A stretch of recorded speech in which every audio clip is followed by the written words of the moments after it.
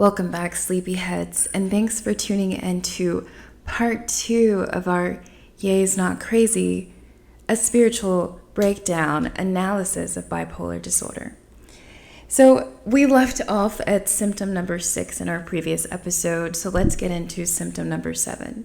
And that is a significant loss of interest, of feeling no pleasure in all or most activities. So we kind of left off when we talked about the creative postpartum that happened in the previous episode. So when an artist births a major vision or completes a goal, it takes a while to come back down from the creative clouds. Sometimes the outside world and the mundane aspects of life become meaningless in comparison to being in a creative state. And this is something I experience all the time, and this is why so many artists struggle when they have to, fulfill their artistry but still work a 9 to 5. It doesn't equal up, it doesn't measure, it doesn't compare, it doesn't make any sense. It's not fair, right? So when an artist gives birth to a vision and that postpartum sets in, they may mourn the energetic euphoria of being able to be in that creative flow. This could even cause an artist to avoid their creative passions, because no matter how much they like it, their body, their spirit is saying, no, I need to rest. And that spirit, body, and mind, they will naturally block a person off from engaging in those creative passions because they need that rest period, right? So there's a discordance happening between your intentions and then your body, mind, and your spirit. But the body knows best. It always does. It knows first and it knows best. So really, that significant loss of interest and feeling no pleasure in all or most activities, it comes from the high of creation and the down of completion. But let's get into symptom number 8, weight loss. So creative flows are trance-like, and artists can stay in a state of focus for hours on end. For me, I will personally work if I am not being in a healthy, I don't think it's unhealthy to be in a creative flow, but if I'm not being responsible in a creative flow, I have worked, 6 to 7 hours straight, and I will forget to eat, and I'll stay up too late. I'll throw off my entire wellness routine because I got caught in that creative flow. So extended periods of creative output can alter eating patterns for an artist, leading to weight fluctuations. Furthermore, some artists have endeavors that require increased levels of physical demand and limited time in their schedule for full and balanced meals. I'm not saying it's okay, but I'm just saying that's why it happens. That's the S.A.P. So let's get into symptom number 9. Being a working artist requires a great deal of self-confidence. Creative fields are competitive and saturated. That's why symptom number 9, feelings of worthlessness, are very common, especially for artists. So it's common to have bouts of hopelessness, catastrophizing, and feeling unworthy of your dreams. The mental work for an artist, like I said before, is maintaining confidence, but also motivation, belief, and positivity of their endeavors. Along their journey, they will be challenged with situations and events that trigger a sense of worthlessness. But an artist, like every human, must overcome the mental prison of worthlessness, and that's a daily thing in our society now. Because like I said before, a lot of things get thrown at you that are going to make you feel less than in this world, are going to make you feel like you're not doing well, or you're not doing enough, or you're not doing the right thing. And so you have to develop that strong mental barrier that will protect you from those feelings of worthlessness. But when you're an artist, when you constantly have to put yourself out there, share your work, where you do need the reception of the public, you do need their engagement, it can intensify those feelings of worthlessness if you don't get back what you put out right away, or in the way that you thought you would, right? Symptom number 10, insomnia or oversleeping. What's the S.A.P here? So as previously mentioned, creative flows can alter sleep patterns. If an artist has been painting for 7 hours straight out of sheer pleasure and passion, guess what they might do?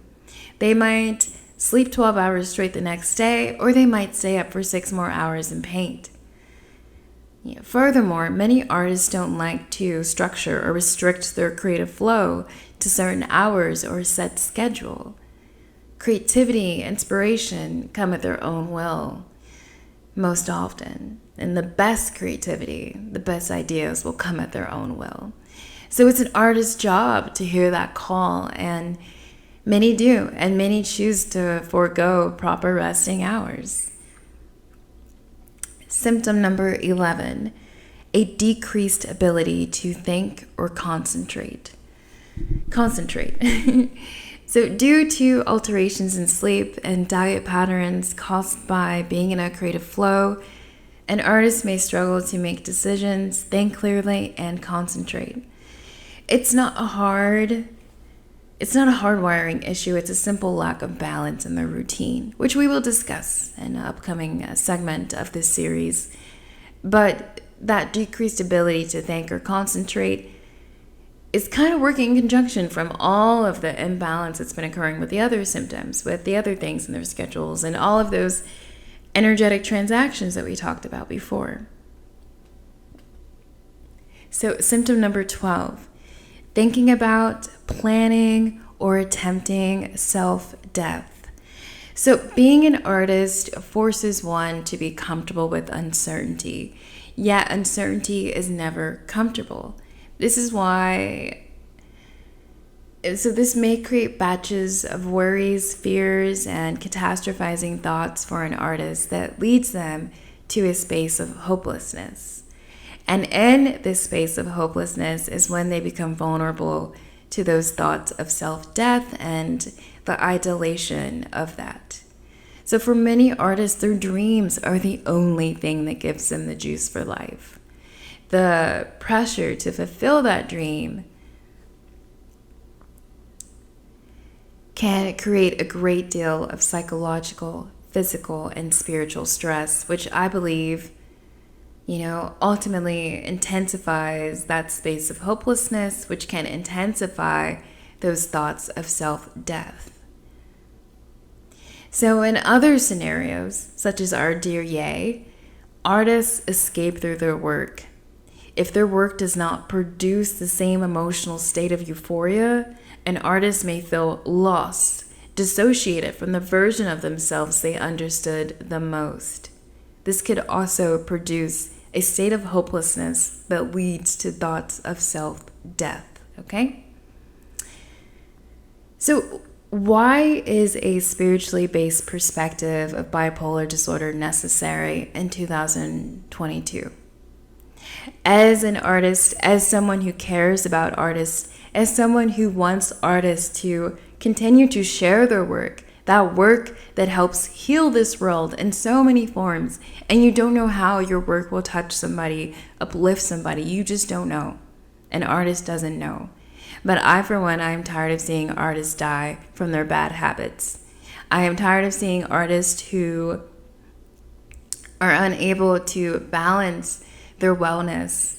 I think about DMX, Juice WRLD, Mac Miller, Lil Peep. There's the 27 Club, and I don't know, what is it? All these rappers are dying. Is it 22 or before the age of 21? I can't remember.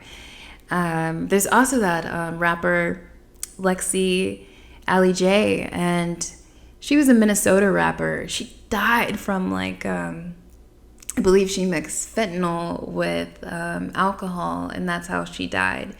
But she was on the come up. She really was. She was getting a lot of YouTube views. She was starting to do interviews on the radio and booking more shows. She had music videos. She had so much potential. But there we go back to that simple aspect of artists not being able to balance the energy that they have from not only, what they're trying to accomplish, but especially if you think about Lexi Allie J, she was 21, so she's coming up making all these videos, but she's still young. And if you know anything about her music, she definitely expressed coming up from a hard life and having to struggle a lot. So she probably had a lot of childhood trauma that created more imbalance in her energetic sphere, right? So I believe the issue of artists dying over their bad habits and their inability to balance their energy and their lives, they're high. I think it's beyond Western medicine, and there are high spiritual, physical, and mental risks when an artist doesn't learn to alchemize energy and balance their lives. And we have artists like DMX, Juice WRLD, and Mac Miller, and Lil Peep to remind us of that. But that's not okay. That's not okay. We don't want those kind of reminders, I want to see all artists grow and proliferate. I think art is what saves this world and what makes this world beautiful. Our ability to create art is like nature, being able to grow flowers and trees and plants. And I believe that's how soul intrinsic it is. And that's how much color and life it adds to this world. And for so many artists, it gives them life themselves, I get really emotional when I talk about it because it is sad and it is hard to see. And yes, there are, Illuminati aspects and sacrifices, and we got, these rappers and these artists have staff members who just pass them drugs and alcohol and just do it so they'll perform and make money, and everybody gets their check at the end of the day. There's also that included in it. But at the end of the day, an artist has the ability to alchemize their energy and balance their lives. And we're not taught to do that. It's not normalized in our society, but it needs to be. And because, I really do care about artists and art, I think it's really important that people evolve their perception of bipolar disorder, evolve your perception of fame and what artists go through, I do believe in Western psychiatric intervention. Spiritual work takes time, and a person may need the assistance of therapy, medication, and other standardized treatments. However, the vessel and mind can never be healed until the spirit is healed. And like I said before, you need the science and you need the spiritual. So my intention for sharing this information is to normalize a spiritual analysis of mental health disorders. It is to promote wellness for artists. And I'll get into my other intentions in the next coming episodes because this is, honestly, I just really like this topic. But it's also important that for people to examine their well-being from a higher-minded perspective. Do not limit yourself to westernized logic because you limit your capacity to evolve. Trust me, you're going to wait for people to tell you about your existence, about your potential, about what your brain can do. Why don't you just test it out for yourself, right?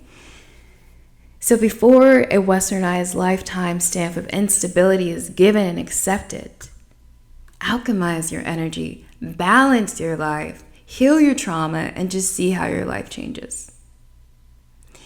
Tune in to part 3 of Ye's Not Crazy, a spiritual perspective of bipolar disorder. We will discuss the energetic phenomenon of what happens when an artist creates and the 3-dimensional approach to increasing alchemizing potential. That is all for tonight, sleepyheads. Have a good night and forgive your neighbors.